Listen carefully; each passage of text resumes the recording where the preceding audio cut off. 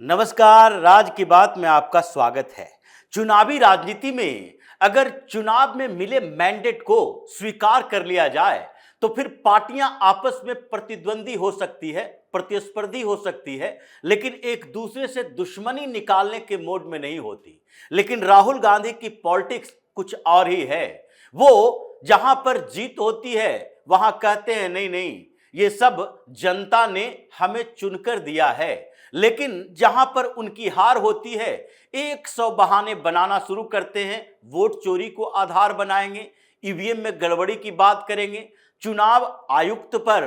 आरोप लगाएंगे, चुनाव आयोग के खिलाफ हंगामा खड़ा करेंगे, प्रेस कॉन्फ्रेंस करेंगे। और ये जब व्यक्तिगत दुश्मनी की तरह दो पार्टियों के बीच झगड़ा हो जाए तो फिर तो कांग्रेस हो या फिर अपोजिशन में बैठी दूसरी पार्टियां या फिर अपोजिशन की पार्टियां जो इंडी अलायंस का हिस्सा है उसी का कांग्रेस के साथ आपस में भी उलझना सामान्य सी बात हो जाती है। और यही आजकल की पॉलिटिक्स में हो रहा है। मॉनसून सत्र से पहले जिस तरीके से स्थितियां लोकसभा के अंदर बदल रही, राज्यसभा के अंदर बदल रही है, वो दिख रहा है कि पिछले बार के हार का बदला भारतीय जनता पार्टी खासकर अमित शाह लेने वाले हैं। पिछले बार हार मतलब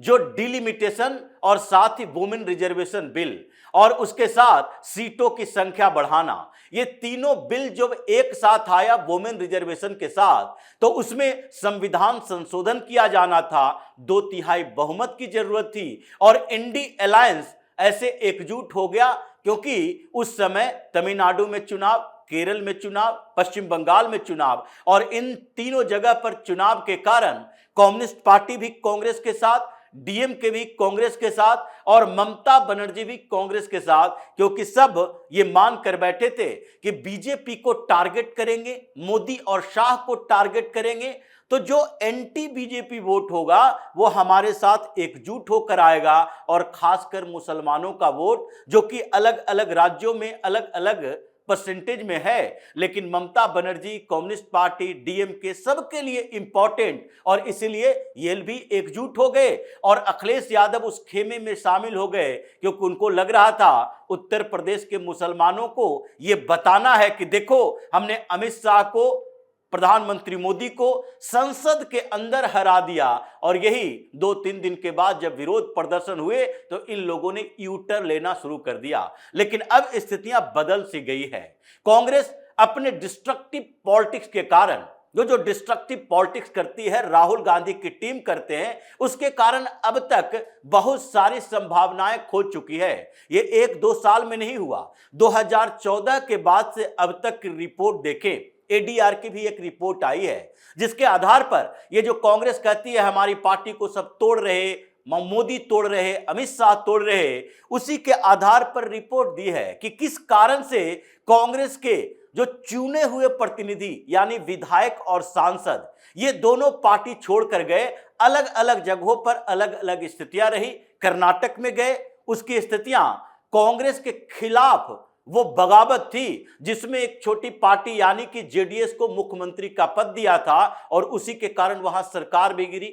मध्य प्रदेश में ज्योतिरादित्य सिंधिया के साथ प्रियंका वाड्रा, राहुल गांधी ने जो बर्ताव किया, कमलनाथ और दिग्विजय सिंह के गुट में शामिल होकर कमलनाथ को मुख्यमंत्री बनाया और ज्योतिरादित्य सिंधिया को वहां से बाहर कर दिया, यानी कि प्रदेश की राजनीति से बाहर कर दिया, उसके कारण विस्फोट हुआ। उसी तरह राजस्थान में ये पायलट और अशोक गहलोत के अदावत के कारण, दुश्मनी के कारण विद्रोह हुआ। और वैसे ही हरियाणा में एक गुटबाजी जो 4-4 गुट बने हैं, हुड्डा का गुट अलग, सुरजेवाला का गुट अलग, शैलजा का गुट अलग, इसके कारण विस्फोट हुआ। और कुछ बड़े नेता जैसे एक राज्य में जो अभी कुछ मुख्यमंत्री भी है, हेमंता बिस्वा शर्मा असम में, और नॉर्थ ईस्ट में, पूरे नॉर्थ ईस्ट में बड़े नेताओं की जो भीड़ लगी। और उसके बाद अरुणाचल प्रदेश में एक ही बार 25-30 कांग्रेस के विधायक छोड़कर चले गए, गोवा में एक ही साथ 12 विधायक छोड़कर चले गए। तो अलग अलग राज्यों की जो रिपोर्ट आई कि विधायक और कुछ सांसद, ये इन दोनों को मिलाकर देखा जाए तो 2014 से अब तक स्थिति यह है कि कांग्रेस के 176 विधायक सांसद इस्तीफा दे चुके हैं और उसमें से कुछ भारतीय जनता पार्टी में गए हैं, कुछ दूसरी पार्टियों में भी गए हैं। अगर इनका यह मानना है कि भारतीय जनता पार्टी एजेंसियों का डर दिखाकर या फिर उनके ऊपर दबाव बनाकर उन्हें अपने पार्टी में शामिल करती है, तो उन राज्यों की स्थिति देखें जहां पर इनके विधायक भारतीय जनता पार्टी में नहीं गए बल्कि दूसरी पार्टी में गए हैं। उत्तर प्रदेश में समाजवादी पार्टी में शामिल हुए हैं। पश्चिम बंगाल में इनके विधायक एक जो जीत कर आए थे वो 4 दिन के अंदर ही ममता बनर्जी की पार्टी में शामिल हो गए थे। उसी तरह नॉर्थ ईस्ट में ये रीजनल पार्टियों के साथ शामिल हो गए और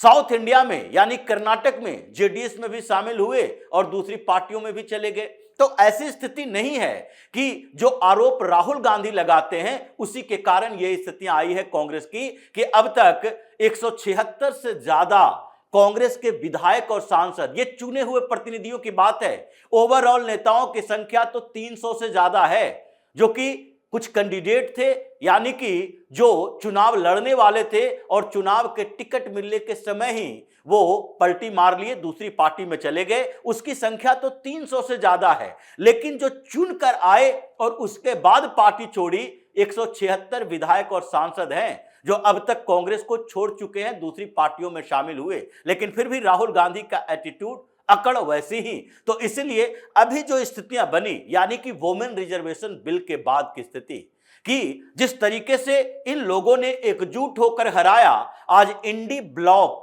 इंडी अलायंस जो कहते हैं ये लोग, इंडी ब्लॉक के अंदर ऐसे विस्फोटक की स्थिति है कि कुछ दिनों के अंदर ही अमित शाह ने वो दिखाया अपनी ताकत और राहुल गांधी को उनकी औकात कि अभी 63 सांसद ऐसे इंडी ब्लॉक के हैं जो इन्होंने ब्लॉक चेंज कर लिया। इंडी ब्लॉक के सांसद अपना ब्लॉक चेंज कर रहे हैं। स्पीकर को चिट्ठी लिखी जा रही है और संसद के अंदर लोकसभा में कह रहे हैं कि नहीं, हम ट्रेजरी बेंच की तरफ बैठेंगे, हम इन लोगों के साथ नहीं बैठेंगे, मतलब हमारा ब्लॉक चेंज कर दो। जिस सीट अरेंजमेंट को लेकर कांग्रेस जब 2024 के चुनाव के बाद सीट अरेंजमेंट हो रहा था नए पार्लियामेंट के अंदर, तो राहुल गांधी बड़े भड़के हुए थे। इनको लग रहा था कि नहीं, हमारे इर्द गिर्द के सीट अरेंजमेंट में केवल कांग्रेस के नेता नहीं रहे, हमारे रो में भले ही केसी वेणुगोपाल को जगह दी जाए, हमारी जगह हो, और 1-2 कांग्रेस के दूसरे नेता हों, लेकिन इर्द गिर्द में समाजवादी पार्टी के कुछ दलित लीडर हों, उसके बाद साउथ इंडियन की पार्टी यानी डीएमके के कुछ नेता हों। अब तो सब बिखरता दिखाई पड़ रहा। अब इनके आसपास नहीं रहना चाहते, ब्लॉक ही चेंज कर लिया है 63 ऐसे सांसद। और ये वो आधार बना है कि मॉनसून सत्र के अंदर जो महत्वपूर्ण विधेयक लाने की बात थी, जिस पर इन लोगों ने मोदी को हराने की बात कही थी कि नहीं नहीं, वोमेन रिजर्वेशन बिल पर हरा लिए, डिलिमिटेशन नहीं हो पाएगा, सीटों की संख्या नहीं बढ़ पाएगी, या यूसीसी नहीं लाने दिया जाएगा, या वन नेशन वन इलेक्शन नहीं पारित करने दिया जाएगा विधेयक। इन सारे विधेयक के लिए 2/3 मेजोरिटी, अब 2/3 मेजोरिटी हो गई है, क्योंकि डीएमके से जो इन दिनों बात चली उसमें टीवीके और कांग्रेस के गठबंधन को लेकर बड़ा हंगामा चल रहा था। डीएमके को लगता है कि आगे कांग्रेस और टीवीके गठबंधन करके लोकसभा चुनाव लड़ेगी तो किसके खिलाफ, भारतीय जनता पार्टी के खिलाफ या फिर हमारे खिलाफ, क्योंकि डीएमके वहां मुख्य पार्टी है, बड़ा फोर्स है, और उसके बाद एआईएडीएमके है। उन्हीं दोनों के वोट को खाकर टीवीके आगे बढ़ा है और टीवीके के वोट का सहारा लेकर कांग्रेस वहां कुछ आगे बढ़ने की कोशिश कर रही है। तो अब तो सीधी लड़ाई है डीएमके एआईडीएमके और उधर दूसरी तरफ टीवीके और कांग्रेस के गठबंधन में। तो इसलिए डीएमके ने तो साफ कह दिया है, नहीं अब आपके साथ नहीं, हमारे 22 सांसद अलग ब्लॉक में बैठेंगे, एक ही साथ हमें सीट दी जाए, इसके लिए स्पीकर को सूचना दे दी, लेटर भी दे दिया। लेकिन दूसरी तरफ ये पश्चिम बंगाल में भी कुछ ज्यादा ही खिचड़ी पक रही है। परेशानी ये हो रही है कि अगर अभी जो ऑफिशियली टीएमसी अलग नहीं होती, यानी कि टीएमसी का सिंबल या उसकी पार्टी किसके पास रहेगी यह निर्धारित नहीं होता, तो भी टीएमसी के सांसद 24 से ज्यादा सांसद ऐसे हैं जिन्होंने लेटर तैयार कर लिया। जैसे विधानसभा में स्पीकर को लिख रहे थे, वैसे ही लोकसभा में स्पीकर को लिखने की तैयारी है कि मॉनसून सत्र के दौरान हमें अलग ब्लॉक में रखा जाए, क्योंकि हम ये कल्याण बनर्जी जैसे लोगों के साथ बैठना नहीं चाहते। टीएमसी के अंदर पूरी तरह से संसद में ब्लॉक चेंज हो गया। यानी टीएमसी के जो ममता बनर्जी के गुट के लोग हैं उनके साथ ये लोग नहीं बैठेंगे, यानी ये दोनों तो अलग हो ही गए। और दूसरी तरफ महाराष्ट्र में भी ऐसा ही चल रहा। महाराष्ट्र में भी आजकल सुप्रिया सुले कंफ्यूज हैं। उनके समधी को भारतीय जनता पार्टी ने एमएलसी का उम्मीदवार बनाया और वो संघ से जुड़े हुए हैं। आजकल शरद पवार के गुट का भी कुछ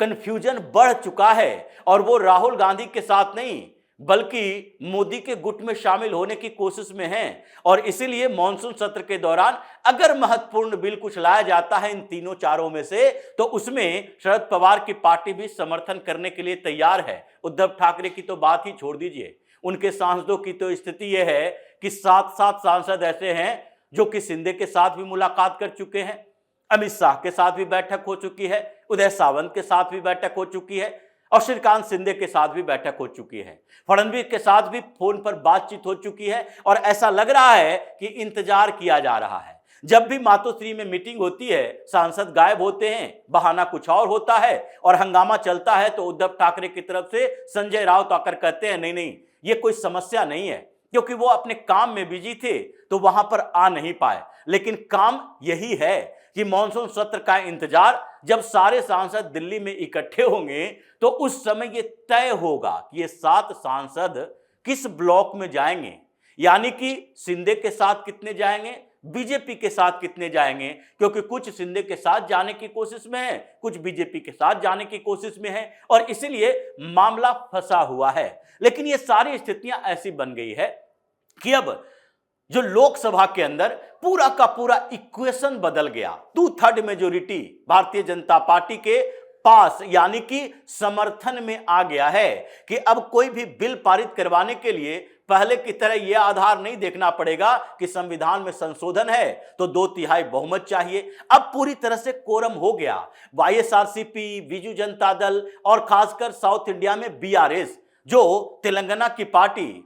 और केसीआर पहले 2014 से 2019 तक मोदी के साथ खड़े थे, वो इंडी ब्लॉक में नहीं है, लेकिन फिर भी इन लोगों ने ठान लिया है कि राहुल गांधी के साथ नहीं, अब हमें अपना ब्लॉक बनाएंगे, अपना अपोजिशन में रहेंगे। और इसलिए राज्यसभा में भी और लोकसभा में भी ये मल्लिकार्जुन खड़गे और राहुल गांधी, ये दोनों को विपक्ष के नेता, ये नेता प्रतिपक्ष की बात नहीं है, विपक्ष के नेता से बाहर कर दिया गया, हटा दिया गया है कि अब राहुल गांधी संसद के अंदर हमारे नेता नहीं है, हम अपना नेता खुद चुनेंगे और अपने अपने नेताओं के आधार पर हम समर्थन करेंगे या विरोध करेंगे। मतलब पूरा समीकरण बदल गया और यह सब राहुल गांधी के उस एजेंडे के कारण है कि वो चुनावी राजनीति के बदले चुनाव से बाहर सड़क पर प्रोटेस्ट, हंगामा और दंगा फसाद की राजनीति करने में जुटे हैं, जिसका बदला तो लिया ही जाना था। और इसलिए मॉनसून सत्र आते आते कांग्रेस की हालत ये हो जाएगी कि उसके इर्द गिर्द की पार्टियां तो छोड़िए, अपनी ही पार्टी के कई सांसद फिर उस ब्लॉक में जाकर शामिल होंगे जो विपक्ष ने पहले से बना रखा है। तो इसी तरह की खबरों के साथ फिर से हाजिर होंगे, तब तक के लिए बने रहिए हमारे साथ और देते रहिए हमें सहयोग ताकि इसी तरह की खबर हम आपके लाते रहें। धन्यवाद।